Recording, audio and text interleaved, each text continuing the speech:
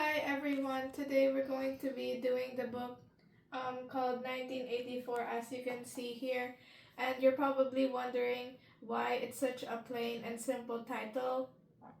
But actually, fun fact, this book was actually written in like the 1940s or something, and so that's quite an interesting date actually. Yeah, and this book is written by George Orwell, who is honestly a really good author and writer, because this book was really shocking and kind of sad, especially at the end. But I don't really want to give too much spoilers, so let me just give a small introduction on this book and how I felt reading it and something. Yeah. So this is a dystopian novel written by George Orwell, which, yes, I said that. It explores themes of totalitarianism and like psychological stuff, and I think and it also has bits of communism in it, and um, some aspects of mind control, but it will definitely make sense later on. Okay, so let's and but wait. What I thought about reading the book, I didn't think it was interesting at first. I won't lie, because I didn't think it would be anything special, but when I started reading it, it was honestly very unique, and the characters are very strong willed, let's say that. And yeah, so let's start with the story. Our protagonist is Winston Smith, and it's like a cold day in 1984, or he thought so. He actually wasn't sure about the dates. He was walking home and it was very cold. He went into his home, and from his window, you could see the Ministry of Truth, where actually, for some reason, it's kind of ironic because they actually twist the truth and spread lies, and that's actually where Winston works. Um, at the day at work, he meets Syme. Um, in 1984, there's something called 2 minutes of hate, and they basically hate on someone called Emmanuel Goldstein, who is thought to be the most dangerous man in the world, and it shows him stomping on Big Brother, and all the people basically hate on him. Emmanuel Goldstein is most likely not a real person at all, and just someone that the party made up so that the people can uh, have something to hate on, basically. Winston sees someone called O'Brien. He is really smart, and he's part of the inner party. Winston's part of the outer party. There's actually three categories for them.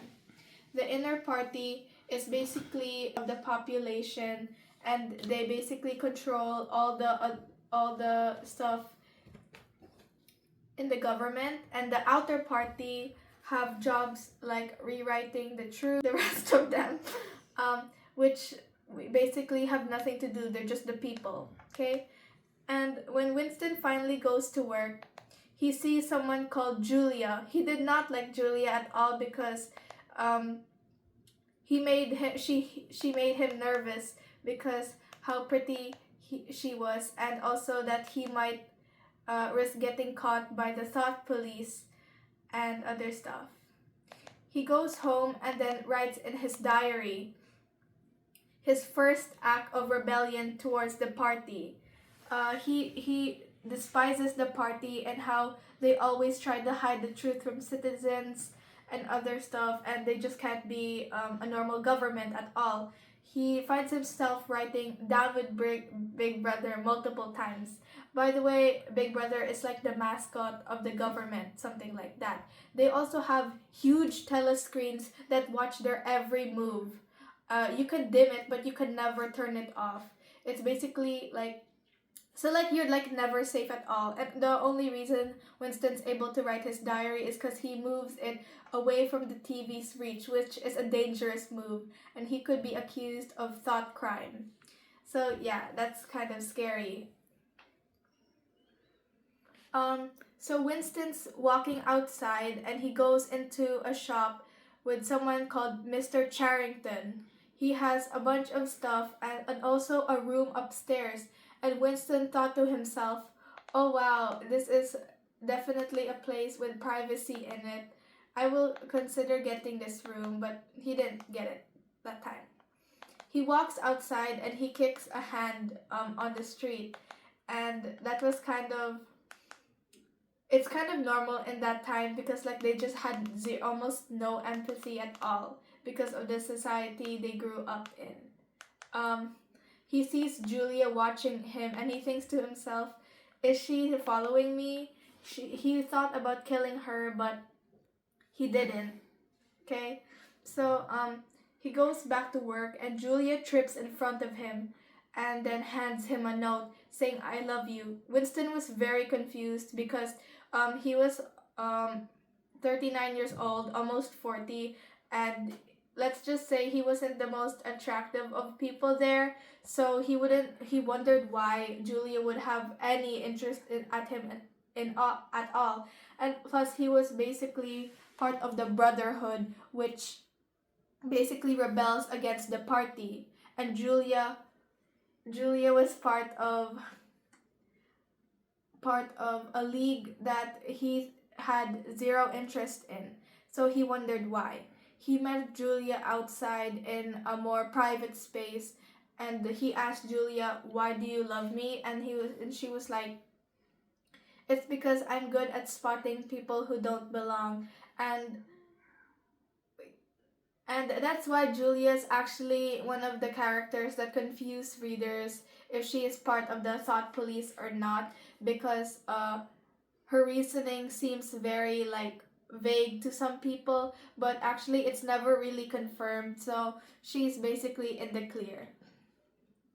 So Winston and Julia start a secret relationship which is prohibited in the world of 1984, like Oceania.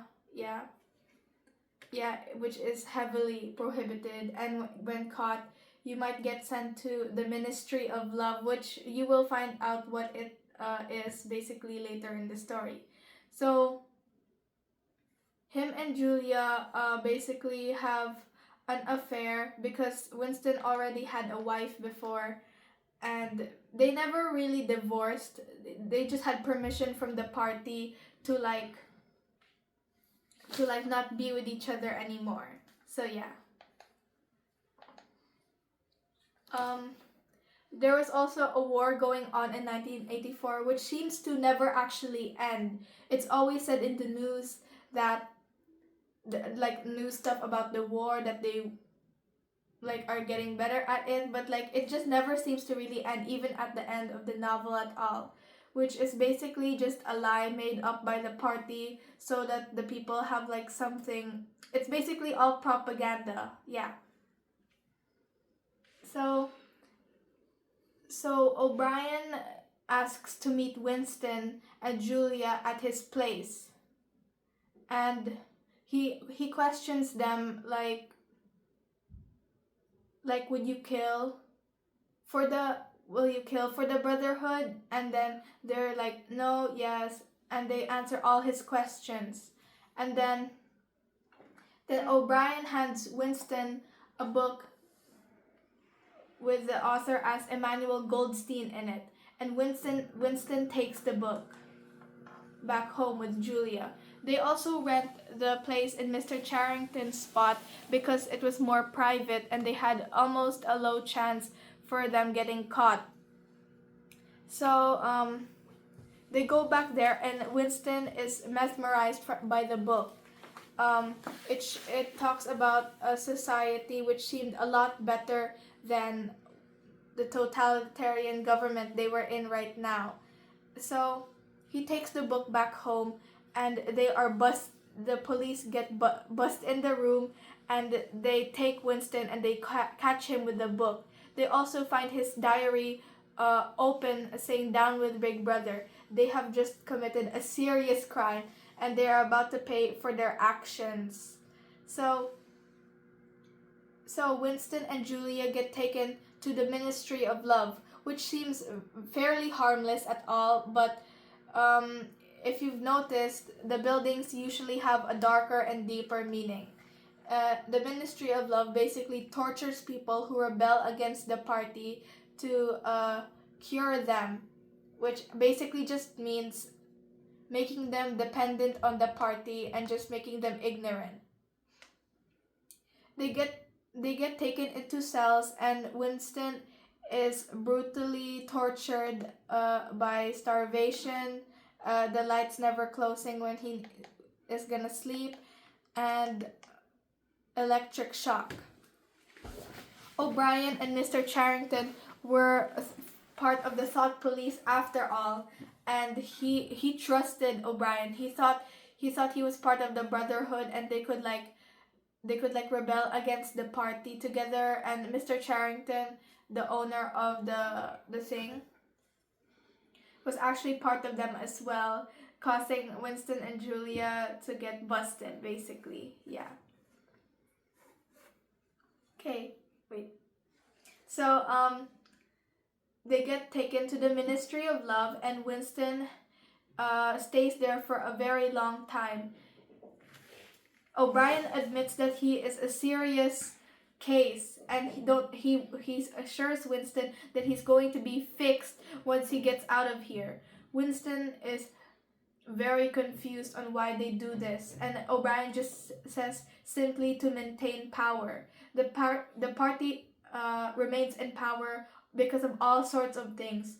Because of first, the Ministry of Truth, which brainwashes and twists the truth, and when it gets delivered in newspapers to the people, they get bombarded with false information, which does not help at all. They also have a saying called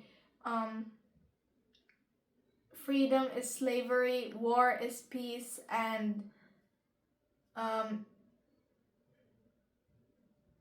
ignorance equals, wait, what is it? Ignorance equals power. Yeah, which is basically something called doublethink, where you can have two opinions that are contradictory that you can believe at the same time.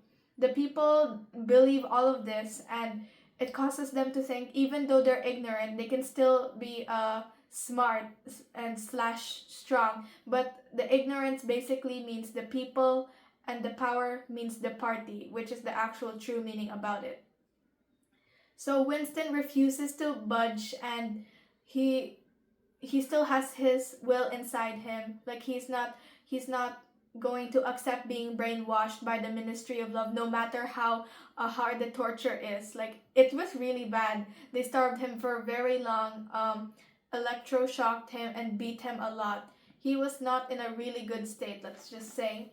So he overhears prisoners getting taken to room 101, and he asks one of them, "What is that?" And they seem very fairly shocked, because room 101 was very known in that prison, and it was basically a place where they were going to experience their deepest, darkest fears there. Like, literally, the party knows everything. Winston gets scared, but he doesn't think much of it. Then O'Brien finally has his last thing to do to Winston to finally cure him.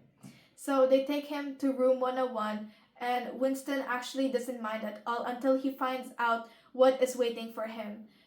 O'Brien takes a box of rats and puts it on Winston's head, the rats on the other side, and his head here.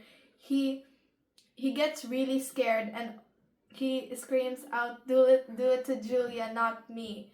And O'Brien finally knows that he has cured Winston. Winston's finally been severely brainwashed into thinking 2 + 2 = 5, and that he actually forgot the whole reason why he rebelled against them anyway. So Winston is set free from the Ministry of Love, including Julia as well. They both see each other, but they don't really care at all anymore.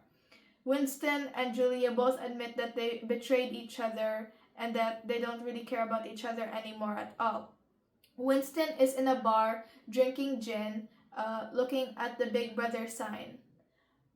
He actually forgot the whole reason why he ever rebelled, and that he was just fine being this way, even though he lost all he lost his way of thinking critically for himself, basically. Like he gets fed the party's lies now. At the end of the novel, it said that Winston had loved Big Brother, and it basically shows that if you try hard enough, you can eventually trick a human into thinking 2 plus 2 equals 5. Which sounds really, really surprising to me, actually, because I doubt I'd ever believe that. But since he's been put through a lot of torture and suffering and basically had to face his greatest fear, so I guess that really did something to him. So yeah, that's where the story ends in 1984.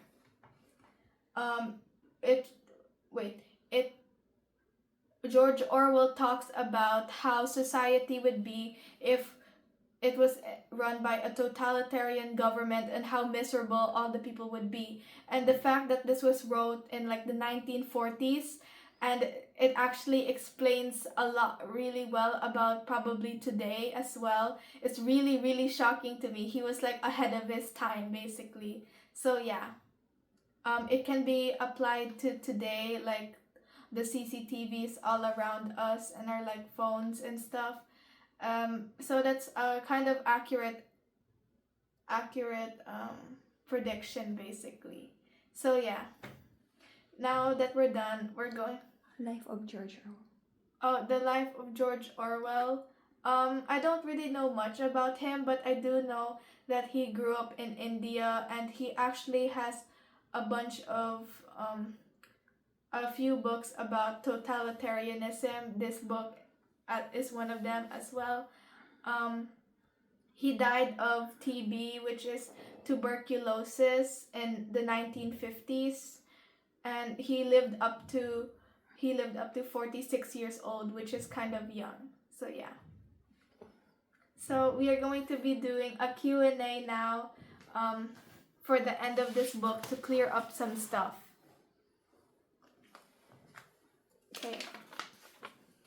Okay, so our first question is Julia a traitor / part of the thought police? It is said that Julia is thought to be part of the thought police in this novel because of her vague love for Winston, and she says that she knows how to spot people who don't belong, which kind of sounds like a thing that the thought police would probably say. So, but it's actually never said or mentioned in the book that she is. So she is 100% not, basically. Yeah. Why did O'Brien pretend to be part of the Brotherhood? So basically, O'Brien pretended to be on Winston's side because he wanted Winston to gain all his trust, so eventually he could bust him out and send him to the Ministry of Love with ease. So he basically gained Winston's trust by pretending to be part of the group, which he's actually trying to clear. Yeah, that basically really did work. Why does Winston have a diary? Since basically if free speech is not allowed in that society there, and they have a limited number of words, so they can't express more complex thoughts. Winston has a diary to write down all his thoughts with no judgment, and basically almost no chance of getting caught by the party, which eventually he did, sadly. And that was actually his first act of rebellion towards the party. What was his job?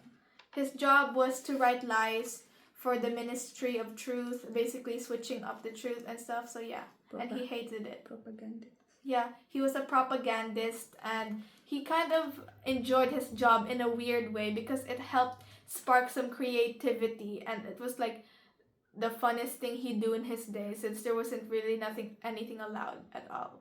But he didn't really like twisting the truth, so yeah. Okay, why does Winston find hope in the proles? The proles are basically more older people who have existed before this totalitarian government has existed, but when he does find hope in the pros, they actually disappoint him because they barely remember anything at all. So it doesn't really provide Winston with much information on how the life was before that government came along. So yeah, that's why he found some hope in the pros, which I probably would too, since they experienced a life without that government. Okay, next is... And the hierarchy, still remember? Oh yeah, the three groups of people. The inner party, which is the highest group of people, which controls the whole thing. O'Brien's part of it. They know all the secrets, and basically they know the truth as well, but they do twist it for the people. Winston's part of the outer party, which is a bit higher in rank, but they don't really do much except do work, like being a propagandist and stuff. That's what it is. Basically working for the party. Next is the lower rank. The lower rank. These people are usually considered the pros or the lower class people. They're basically the people that get fed the lies by the party, and they're just there. But Winston does find hope in them. Actually, wait, I'm gonna go back to this question. Winston does find hope in them again because they're a majority of people, actually, more than the inner and outer party. So they could like revolution, like they can make a revolution towards the party and like overthrow them and stuff, but like they just don't have the smartness to do that, basically. No like critical. Yeah, no critical thinking. They just get fed what the party tells them to do. They just do that. So yeah. So associate it now. Oh yeah. No. If it happens to... Yeah, it probably definitely happens today. Most people say, and that George Orwell did do a very, very accurate prediction of like today's government and society now. Fake news. Oh yeah, there's definitely a lot of propaganda out there for like presidents mostly and stuff, which people do. Yeah, it actually is very similar. And there's like a lot of propaganda nowadays, and yeah, there's a lot of people who believe it, but there's a slight majority who don't, kind of like Winston. So yeah. Okay, the next thing is how does the party keep power? I've said this again, but they do it with a bunch of things. They do it with manipulation, lies, brainwashing, and other stuff. They make the people have a limited amount of words and sentences they can say, causing them to not have much thought and like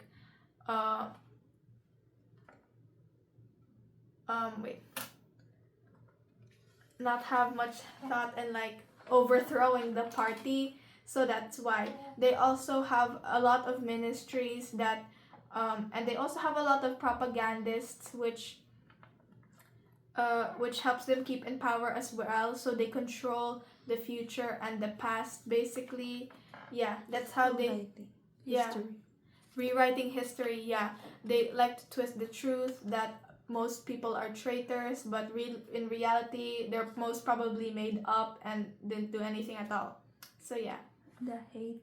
Oh, the 2 minutes hate as well, which basically forces people to hate on something that actually doesn't exist as well. The party just made Emmanuel Goldstein up. Yeah, they basically do that, and that's how they keep in power, no matter how easy it seems to overthrow them. But yeah, it's actually quite difficult. And also because of the big telescreens that watch people's every move. Yeah, they're like everywhere as well, and that figure's a little like scary. What do you think the purpose of that? The 2 minutes hate? I think it's just for the people to have something to hate on, basically. Yeah, that's what I think. Okay, next is, who is Emmanuel Goldstein? Emmanuel Goldstein is a made-up person by the party, where he's first shown stomping on Big Brother's head, which outrages the people, since most of the people there like the party. So that's why they're like that. Okay, next is what is room 101?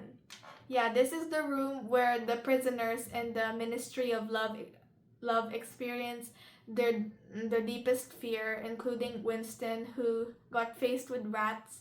And this is the room where the most sick patients go to when they're having a hard time brainwashing them, which Winston is. He's a very strong-willed person, but eventually in the end, when he couldn't take it anymore, he just gave up. So yeah. Next is when does the story begin? In April 4, 1984, which is the fake date. It's probably somewhere else. Start somewhere else. What can Winston see from the window? He can see the place where he works in, which is the Ministry of Truth. He despises that site since he doesn't like working there at all. So yeah. What does ignorance equals strength mean?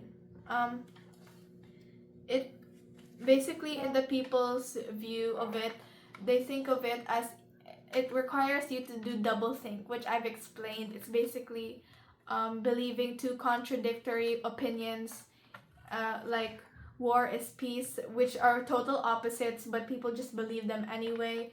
And this basically means that even though they're ignorant, they can still have strength or power in them. So yeah. And connection, love. I'm going to say wait, there's something I missed. I'm going to say the different ministries in the world of 1984. This is not really super important, but I just wanted to say it anyway. First is the Ministry of Truth, where Winston works, basically twisting the truth, rewriting history. That's where it's all done. And also they burn any evidence of the fake news, which is actually the real news that's happening in the world, and just rewrite it in a different way. Next is the Ministry of Love, which we are all familiar with, where all the people who rebel against the party are taken in and cured. Next is the Ministry of Plenty, where that's like the economy for them and like the other stuff. So yeah, that's all the ministries in 1984. What's your personal opinion about the book? My personal opinion is that like one thing I'm really surprised about is like how the author accurately represents how life would be with a totalitarian government, and this, despite it being written quite long ago, actually. It does happen in communist.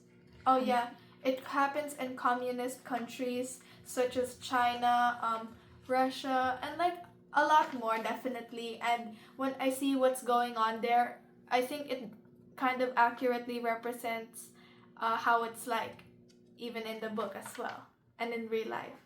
So that's cool as well.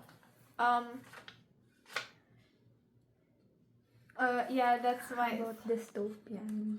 Oh yeah, this is a dystopian novel, basically. Dystopian meaning like, wait, dystopian. Cruel. Oh yeah, cruel. It's basically Chaos. yeah, a lot of chaos in this book, definitely as well. And there's like no really good point in controlling all the people. They can just be a normal functioning government, but no, it's quite a dystopian novel, I will say. So yeah.